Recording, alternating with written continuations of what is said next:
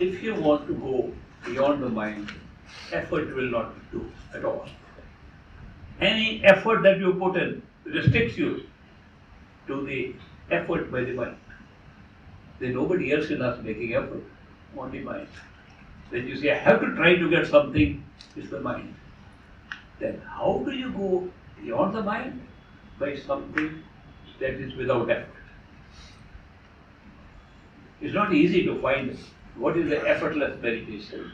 I remember a friend of mine in America, when I was studying there, he wrote to me, I have found out effort is a big restriction. Real meditation is effortless. And the last sentence was, I am going to try very hard now for effortless meditation. What a contradiction we make automatically, because we have no idea what effortless meditation can be. Now, what is effortless? Effortless does not come from the mind, it comes from the soul. What happens to the soul in which we never make any effort? If you examine carefully, it is when we fall in love with somebody, it is effortless. We don't make any effort when we fall in love. Love pulls us without effort. Why is that? Because love does not come from thinking and not from the mind. Love comes directly from the soul. There are some things that are happening from the soul right now. Experience of love right in physical world, in astral world, is happening because of love. It is love that pulls us without effort. Our response to love is also effortless. It happens automatically. We respond to love automatically with devotion. Love and devotion go together. A famous mystic Paltu साहब says, Paltu साहेब के दरबार में केवल भक्ति प्यार. Nothing else exists there except love and devotion. To go above the mind, there is no way except love and devotion. Love pulls us there. Now, who is there already that we are reaching through our own effort inside in the head? At the third eye center, we're putting our attention to become unaware of this body, then becoming unaware of the next body, born in that state. Who is inside us, pulling us from there? There is nobody else except ourselves.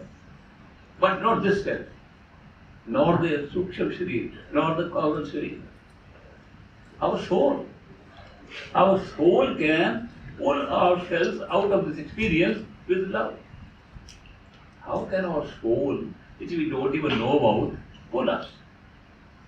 Now, when we come into this world, our soul is not that stupid not to make any arrangement for going back and get trapped forever. It has made a wonderful arrangement. It has made an arrangement that when we come and create these worlds around us, when we have these experiences, when we want to go back, since we don't know how to go within, we generate an experience outside of ourselves. An experience that will take place, everybody taking place outside, being generated from inside, and that experience will be something that will lead us to the soul inside pulling ourselves. What is that experience?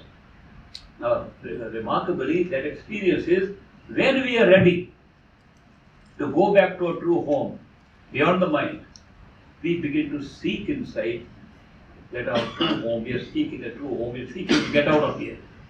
First feeling comes, we have had enough of this world. This is not our world. So long as we feel this is our world, we have to do a lot of work here, we have to help other people, that seeking does not come. We are not yet ready. When we are ready, we discover this is not our place and we have to go to our true home. Where does this feeling come? Inside us. Not with the mind. It's an intuitive feeling, a feeling without thought. This is not it. And then when that feeling comes, something happens. When the seeking of going away from this illusion of this world automatically comes in us, a human being appears outside of ourselves. A human being appears who tells us to go within, but has a pull outside towards that person. Such a person we call a perfect living master, a Sant Sadguru. A Sadguru is only a human being like us, generated outside of our experience to pull us inside. Now we don't know who he is. We try to think he may be a more advanced person, maybe he's advanced, maybe he has seen something else. Not at all. He is our own self, representing the self of our soul outside at this level. How do we know that? Because unlike other teachers who will tell us, come to our class, we can teach you, come to our ashram, we can help you, come to us, we'll help you, such a person says, go within your own self. But we tell such a person, because he's even here started pulling us with an uncanny kind of love. Your mind can't explain why are we being pulled through this man. What is the reason why we want to go see him again and again? We can't even explain. It's happening because the pull is not coming from outside. We think it is coming from outside, but there is no explanation. It's actually coming from our own self. That the human being we are seeing outside is representing our own true self, which we can't understand that here. But when he says, go inside, and we go inside according to their direction, we find the same person is inside us. And that experience of the pull that we saw outside increases when we are inside. When he says go further inside, he does not say go outside anytime. Just go more inside, more inside. When such a human being tells us go more inside, we find the more we go inside, the more he is there.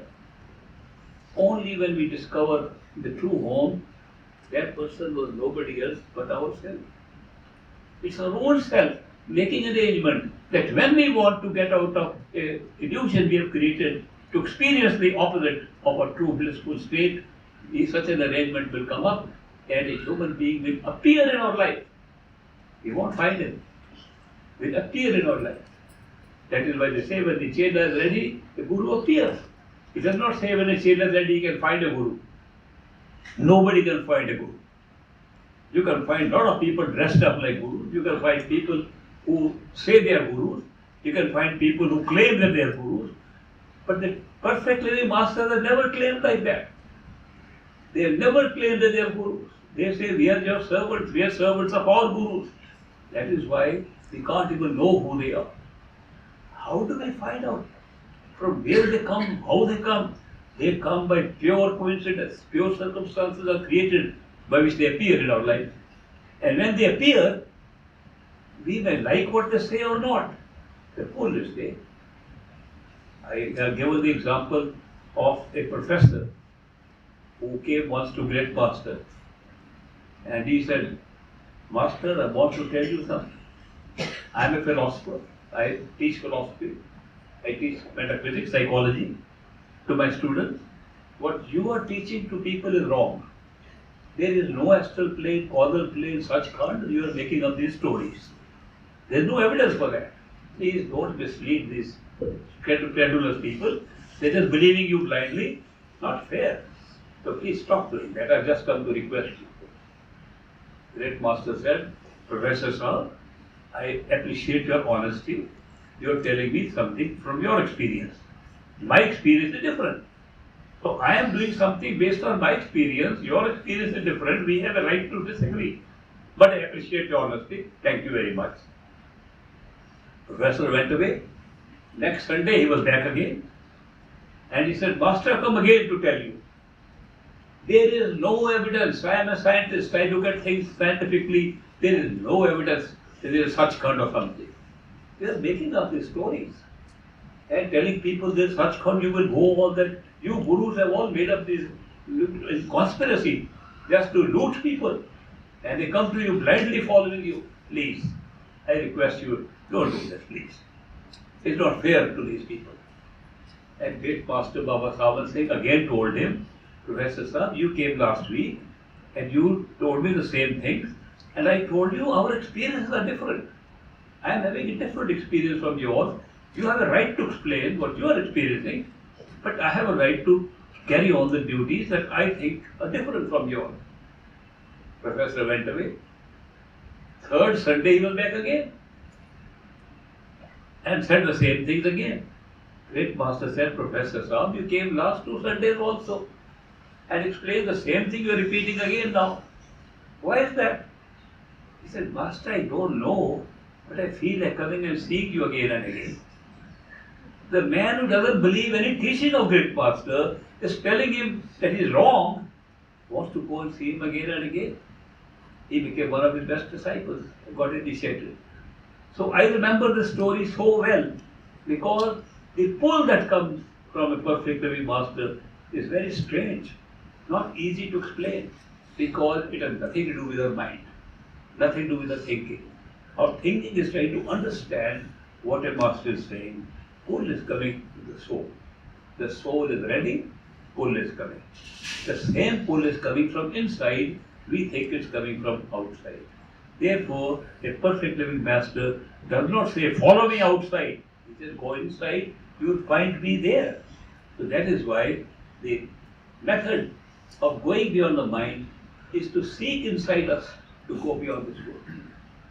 If you are ready and you feel this is not our place, the whole thing, the whole mental game is over. Neither this physical world, nor the heavens and hell that exist, nor the causal plane, nor the universal mind. These are all games here, I am tired of it, I want to go back home. So when this seeking comes inside, not searching. Searching is by the mind, or something the mind knows, or what I have to search for this thing. But seeking is an uncanny thing that happens inside, coming from the soul, and that happens. A perfect living master appears, gives us the experience of love, totally, effortlessly, we are pulled by that love, and that is what takes us up. Therefore, remember, to go to a true home, the pathway is love and devotion. Why two words? Because love of master pulls up, and a response is automatic devotion. People sometimes come and ask me, how can we develop love and devotion? You don't have to develop it. You feel it. Whatever you feel doing in return, including seva, for example, including attending more of the master's presence when he is there, attending more satsangs, that feeling to attend more, to be there, is simply devotion. That is devotion. The devotion comes automatically. When you experience more and more of that love inside, the more devoted you become automatically. It's not something to be learned by the mind. It is a natural function of our soul.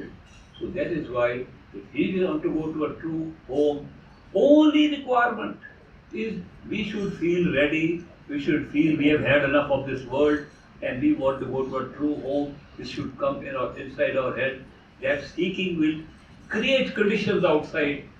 When a perfect living master, as an ordinary being, as ordinary as we are, if not more ordinary, will appear in our life. Not showing any tricks or magic to show he's better. A perfect living master lives so ordinary a life that unless we are being pulled, there is no evidence that he can be a master. Except the pull that we have, there is no evidence that he is a master. But the pull is unique and individual. It does not mean that a perfect living master has come to save the whole world. It never happens like this. He comes to save the soul at a certain time already. That is why sometimes I say, a master comes with a list of souls, then he will appear. And those souls will be picked up and taken home. Call it a list of marked souls. But many others may see such a master, who, while he is a human being, has reached totality, therefore he is continuously, 24/7 aware of all the levels right up to the top. We can't do that. We go step by step. We have to shut off one experience to get the other. To have the astral experience, we have to shut off the physical experience completely. To go to causal, we have to shut off both experiences completely. We can only see one reality at one time. The perfect living master, or anybody else, not necessarily perfect living master, anybody else who has experienced totality knows all the 6 levels of reality or illusion, whatever you call them, at the same time. That is why when perfect living masters are in our presence, they are talking from all the levels at once. They don't need a preparation, what to explain, what is there. They don't bring any books to tell us how to do it.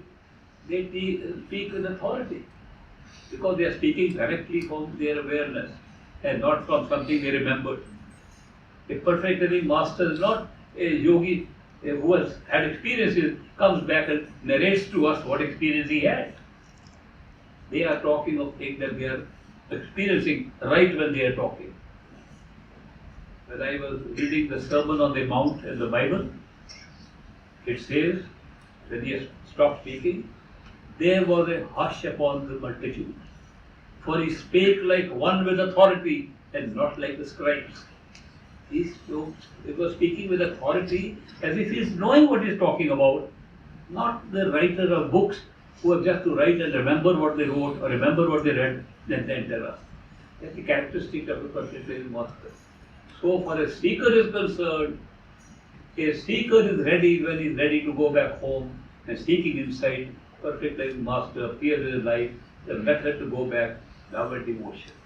If this is so, and you who are initiated are seekers, why wait for reaching the causal state and then discover love and devotion? Start from now. Appreciate the love which pulls you. Devote yourself from the devotion that comes from inside. Attend as many of the satsang that you can. Because you will find that the darshan, looking at the face of a master, is a very important part of meditation. Meditation consists of many parts, and even for meditation, the darshan is very important.